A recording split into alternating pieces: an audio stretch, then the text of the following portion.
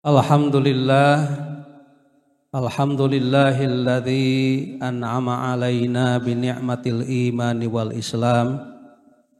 Asyhadu an la ilaha illallah wahdahu la syarikalah wa asyhadu anna Muhammadan abduhu wa rasuluhu la nabiyya ba'dah. Allahumma fashalli wa sallim wa barik ala sayyidina Muhammadin wa ala alihi wa sahbihil kiramil bararah wa sallama tasliman katsira.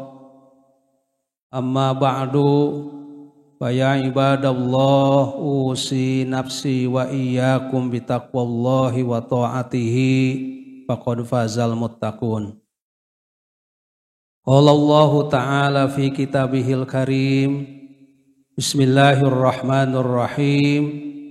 Ahasiban nasu ayyutraku ayyaqulu amanna wa hum la yuftanun. Walaqad fatanna alladhina min qablihim falaya'lamanna Allahu alladhina sadaqu walaya'lamanna al-kadhibin. Hadirin jamaah Jum'ah rahimakumullah, setiap manusia sedang mengalami alam dunia ini dan akan mengalami alam akhirat kelak. Walaupun alam dunia dan alam akhirat itu merupakan dua alam yang berbeda, tetapi sesungguhnya alam dunia dan alam akhirat itu merupakan dua alam yang tidak bisa dipisahkan. Artinya, apa yang kita lakukan di dunia ini itu akan dibalas kelak oleh Allah Subhanahu wa taala di alam akhirat kelak. Kalau kita melakukan kebaikan semasa hidup kita di dunia ini, akan dibalas dengan kebaikan oleh Allah di akhirat kelak. Kalau kita melakukan keburukan di alam dunia ini, maka keburukan itu akan dibalas oleh Allah Subhanahu wa taala di alam akhirat kelak. Kalau kita menyaksikan ada orang yang melakukan kebaikan, sepertinya kebaikan itu belum terbalas di dunia, maka yakinilah kebaikan itu akan Allah balas di akhirat kelak. Kalau kita menyaksikan ada orang-orang yang melakukan kejahatan, ketidakadilan, korupsi dan lain-lain berbagai macam kejahatan, sepertinya mereka tidak terbalas kejahatannya. Yakinilah bahwa kejahatan yang mereka lakukan kelak akan dibalas oleh Allah Subhanahu wa taala di akhirat kelak. Allah Subhanahu wa taala mencatat setiap amal perbuatan manusia baik dan buruk. Mungkin manusia bisa lupa atas kebaikan dan keburukan yang dia lakukan. Ahsahullahu wa nasu. Allah mencatat dan manusia bisa saja melupakannya. Hadirin jamaah Jum'ah rahimakumullah, para ulama membagi perbedaan alam dunia dalam akhirat ini ke dalam beberapa kategori.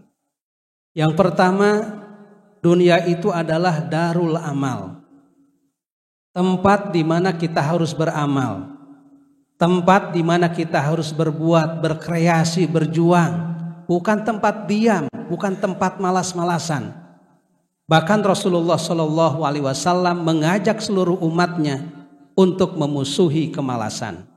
Rasulullah pernah berdoa kepada Allah Subhanahu wa taala dan doa itu berisi ta'awud, permohonan perlindungan dari Allah Subhanahu wa taala untuk tidak diberi sifat malas.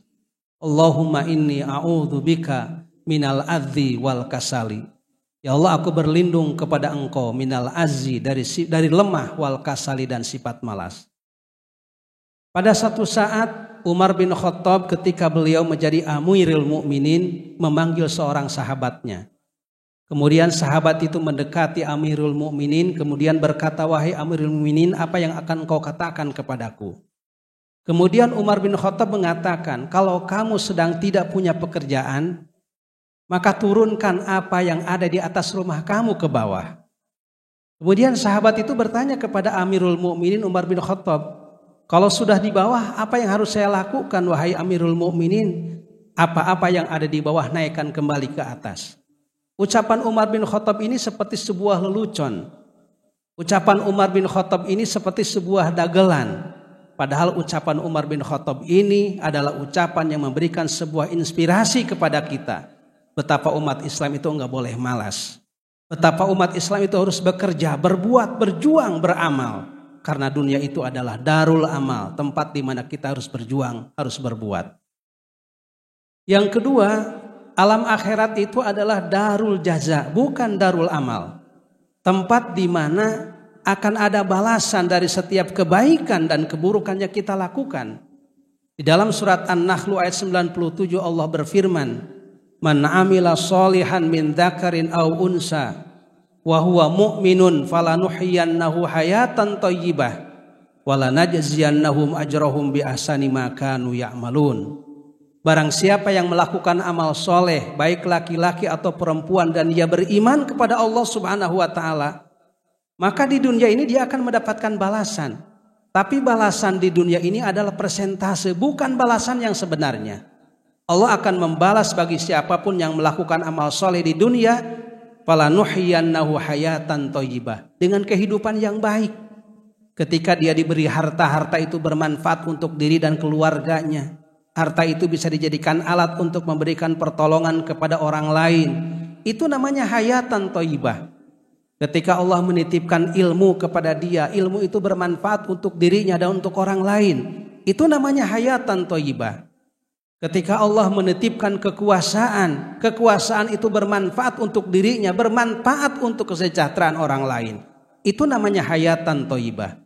Walanajjiyannahum ajrahum bi ahsani ma kanu ya'malun. Dan kami akan membalas setiap perbuatan orang-orang yang melakukan amal soleh di dunia dengan balasan yang lebih baik dari amal perbuatan yang pernah mereka lakukan di dunia. Hadirin rahimakumullah, kalau kita melakukan sebuah kebaikan, ingin mendapatkan balasan di dunia, maka dia akan mendapatkan balasan di dunia ini, tetapi di akhirat dia tidak akan mendapatkan balasan. Kalau seseorang melakukan kebaikan ingin mendapatkan balasan akhirat, maka di akhirat dia dibalas, di dunia juga dia mendapatkan balasan. Man kana yuridul ajilata ajalna lahu fiha ma nasya'u liman nurid, summa yaslaha jahannama madmuman madhura. Wa man sa'alahu sa'yan fahuwa mu'minun fa ulaika kana sa'yuhum mashkura. Hadirin rahimakumullah, nanti di akhirat seperti yang Allah gambarkan dalam Al-Quran, yang Rasulullah SAW gambarkan dalam hadis, betapa banyak nanti di akhirat orang-orang yang meminta dispensasi, meminta kepada Allah Subhanahu wa Ta'ala untuk dikembalikan ke dunia ini. Sebentar saja ya Allah, aku akan melakukan amal soleh, aku akan melakukan sedekah kepada orang lain, berbuat baik kepada orang lain. Tapi semua permintaan orang-orang di akhirat kelak semuanya ditolak oleh Allah Subhanahu wa Ta'ala. Karena akhirat itu bukan darul amal, bukan tempat beramal. Akhirat itu adalah darul jaza.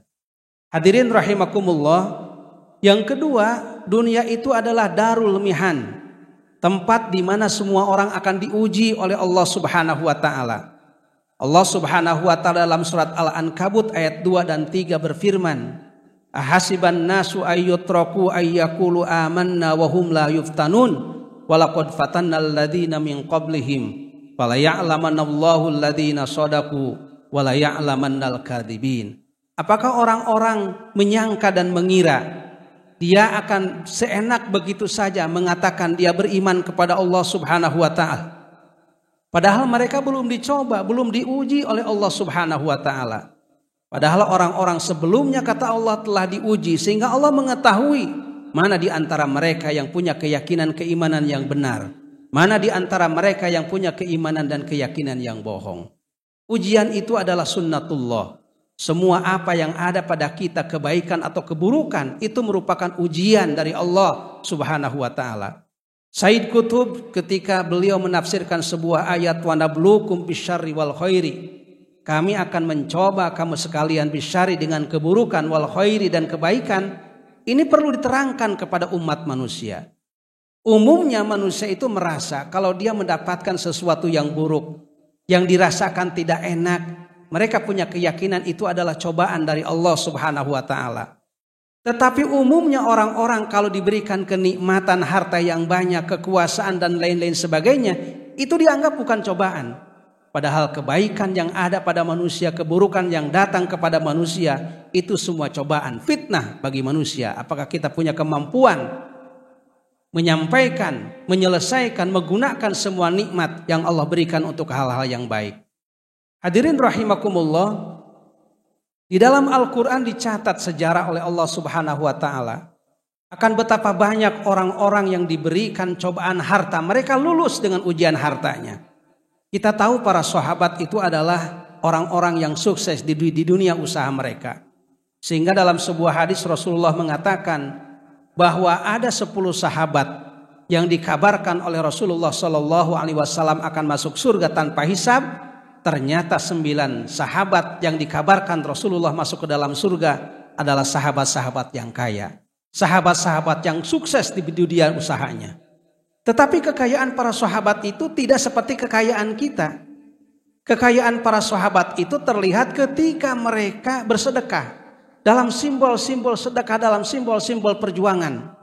Umar bin Khattab ketika dipinta oleh Rasulullah SAW untuk menginfakkan sebagian hartanya untuk kepentingan agama, Umar bin Khattab menginfakkan 100 ekor kuda terbaik yang dia miliki.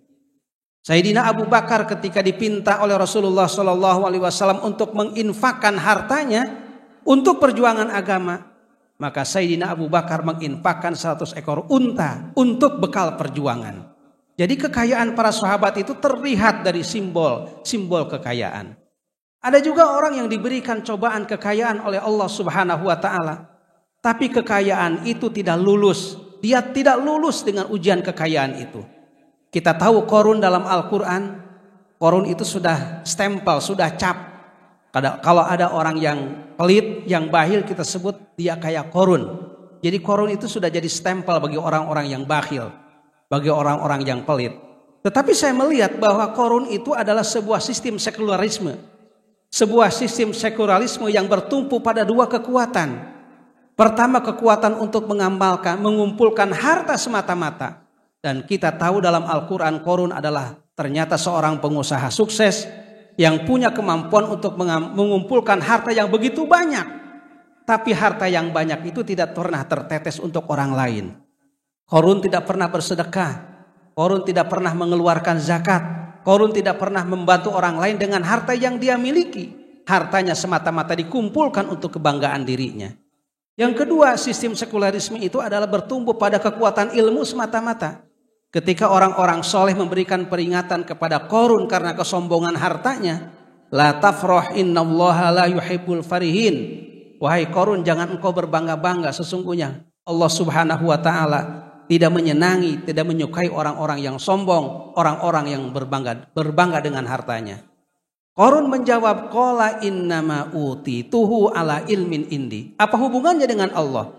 Kekayaan yang aku miliki adalah hasil ilmuku, hasil kemampuanku. Tidak ada hubungan dengan Allah Subhanahu wa Ta'ala. Itu kata Qarun. Jadi Qarun itu sistem ekonomi sekularisme yang bebas nilai. Tidak ada halal, tidak ada haram. Tetapi di dalam surat Al-Qasas saya melihat bahwa gaya Qarun ini ternyata masih diminati oleh orang banyak. Seperti saat ini. Allah Subhanahu wa Ta'ala berfirman dalam surat Qasas, wa kharaja ala qaumihi fi zinati qala alladziina yuridunal hayatad dunya ya laitalana mislama utiya Qarun. Ketika Qarun keluar dengan kebanggaan hartanya ke tengah-tengah halayak ramai, banyak orang yang berkata, aku ingin seperti Qarun. Karena sesungguhnya Qarun telah diberikan karunia yang banyak oleh Allah Subhanahu wa Ta'ala. Yang ketiga, hadirin rahimakumullah, dunia itu adalah darul muaqqat, tempat di mana ada batas waktunya, tempat di mana ada batas usia kita selesai. Rasulullah mengatakan dalam sebuah hadisnya, likulli ummatin hasadun wa hasadu ummati ma baina sittina wa sab'ina. Setiap umat itu ada masa menuainya, ada masa di mana habis usianya, dan rata-rata usia umatku kata Rasulullah Shallallahu Alaihi Wasallam antara kisaran 60 sampai 70 tahun. Itu kata Rasulullah Shallallahu Alaihi Wasallam. Jadi ada batas usia selesai kita di dunia. Walakum fil ardi mustaqarrun wa mata'un ilahin. Dunia itu tempat bersenang-senang dan tempat di mana ada batas masanya. Ada batas di mana usia kita akan selesai, akan kembali kepada Allah Subhanahu wa taala. Sedangkan akhirat adalah darul mu'abbad, tempat diabadikan, di mana tidak ada waktu setelah akhirat, di mana tidak ada masa setelah akhirat. Akhirat adalah tempat terakhir, waktu terakhir. Tidak ada waktu lagi setelah akhirat. Hadirin rahimakumullah. Yang keempat, yang terakhir, kalau dunia itu adalah lahwun wala'ib. Lahwun wala'ib itu bukan bermain-main. Seperti anak-anak bermain kelereng, bermain bola, bermain layang-layang. Saya melihat dalam berbagai macam penafsiran hadis, para ulama memberikan penafsiran lahwun wala'ibun itu adalah bahwa di dunia ini sering terjadi sesuatu yang tidak sesuai dengan faktanya. Ada orang-orang yang salah diponis benar. Ada orang-orang yang melakukan kezaliman diponis benar, diponis bebas. Ada orang-orang yang melakukan kebaikan malah diponis bersalah. Itulah dunia. Itu namanya lahwun wala'ib. Sedangkan akhirat adalah darun hakikiyun, dar tempat hakiki di mana yang melakukan kesalahan dibalas dengan kesalahan yang dia lakukan. Di mana orang melakukan kebaikan di dunia dibalas dengan kebaikan yang pernah dia lakukan. Tidak ada yang lain-lainnya, karena akhirat itu adalah pembalasan yang seadil-adilnya dari Allah Subhanahu wa taala. Mudah-mudahan kita berharap kepada Allah dan berdoa kepada Allah Subhanahu wa taala. Allah memberikan kekuatan kepada kita zahir batin untuk senantiasa bisa melakukan perintah-perintah Allah Subhanahu wa taala dan bisa sekemampuan kita meninggalkan larangan-larangan Allah Subhanahu wa taala. Barakallahu li wa lakum bil ayati wa dzikril hakim wa taqabbala minni wa minkum tilawatahu innahu was-samiul alim wa qur rabbighfir warham wa anta arhamur rahimin.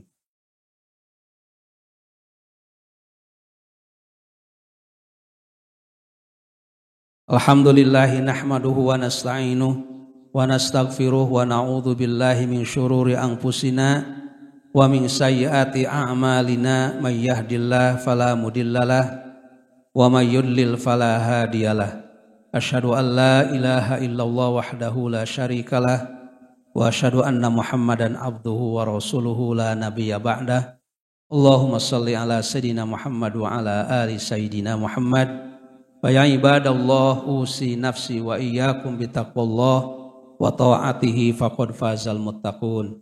Innallaha wa malaikatahu yusholluna 'alan nabi ya ayyuhalladzina amanu sallu alaihi wa sallimu taslima. Allahumma salli wa sallim wa barik ala sayidina Muhammadin wa ala alihi wa sahbihi ajmain. Amin ya Allah ya rabbal alamin. Allahumma ighfir lil muslimina wal muslimat wal mu'minina wal mu'minat al ahya'i minhum wal amwat innaka sami'un qaribun mujibu da'wat. Rabbana ighfir lana wa li ikhwanina alladhina sabaquna bil iman wa la taj'al fi qulubina ghillan lil ladzina amanu rabbana innaka ra'ufur rahim. Allahumma aslih lana dinana alladzi huwa ismatu amrina wa aslih lana dunyana allati fiha ma'ashuna wa aslih lana akhiratana allati fiha ma'aduna waj'alil hayata ziyadatan lana fi kulli khair waj'alil mauta rahatan lana min kulli syarrin. Rabbana la tuzigh qulubana ba'da idh hadaitana wa hab lana min ladunka rahmatan innaka antal wahhab. Rabbana zalamna anfusana wa illam taghfir lana wa tarhamna lanakunanna minal khasirin. Rabbana atina fid dunya hasanah wa fil akhirati hasanah wa qina adzabannar. Walhamdulillahi rabbil alamin.